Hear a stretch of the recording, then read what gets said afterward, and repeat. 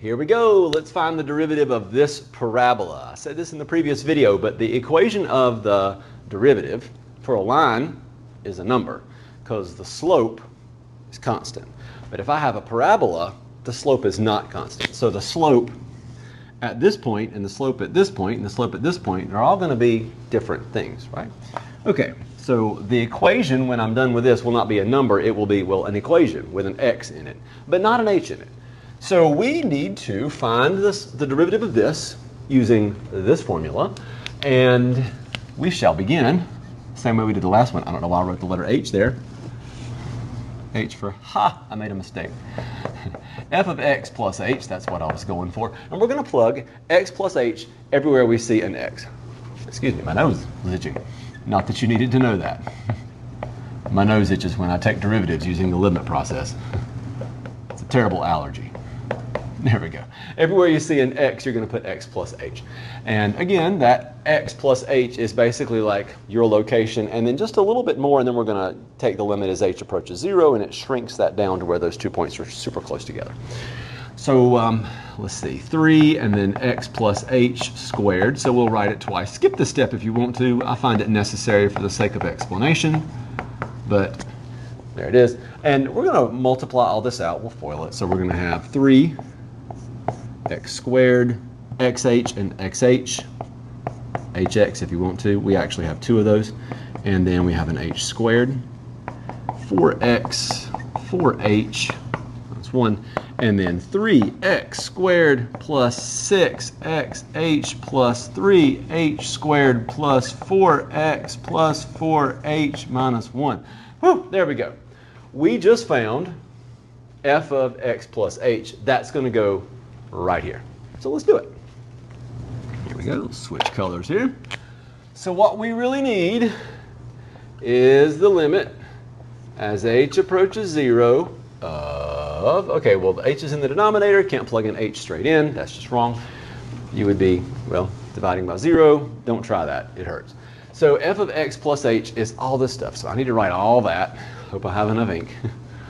So 3x squared plus 6xh, or hx, plus 3h squared plus 4x plus 4h minus 1. Minus. Okay, get my head out of the way here. And then we're going to subtract f of x. And f of x is 3x squared plus 4x minus 1. Should have put more terms in the original function. That way we'd have more work to do. 3x squared, no, please don't. 3x squared plus 4x minus 1, there we go. And there's some stuff that's about to happen. And it happens on almost every problem, particularly the ones with the polynomials. If it's a polynomial, you're always going to have this.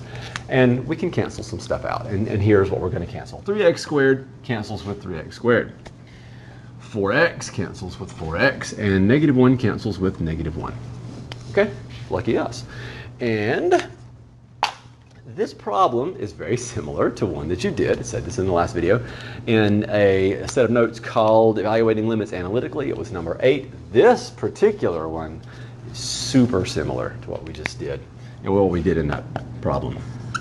The limit as h approaches 0, and I say that because the problem that we did in that one was kind of, you didn't look like it that much, but it was set up to be a quadratic where you were finding the derivative of a quadratic whether you realized it or not. So the process looked the same. I can see where this is going, and I don't want to have to write a whole bunch of stuff over and over again, and the best way to explain this is this way.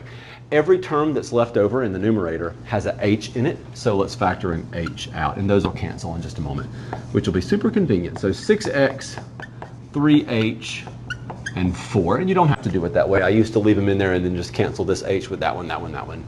I didn't this time. So what I'm going to do is cancel using a different color. Let's cancel the h's there. And there. And what we're left with is the limit as h approaches 0 of 6x, put parentheses here, plus 3h plus 4. And then I look at this and I say, well, can I plug a 0 in for h? Well, yes, I can.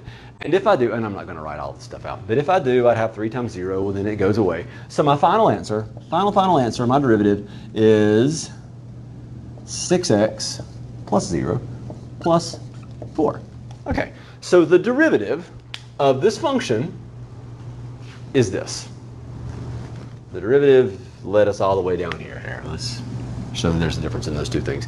So this is my derivative. So if a guy walked up to you and he said, well, I'm wondering, I just can't help but wonder, what is the slope at a specific point? Like if somebody said, what's the slope at some specific point, like x equals 1? Well, I would plug a 1 in right here, and I'd say, well, 6 times 1 plus 4, so 10. The slope where x equals 1 on this graph is 10.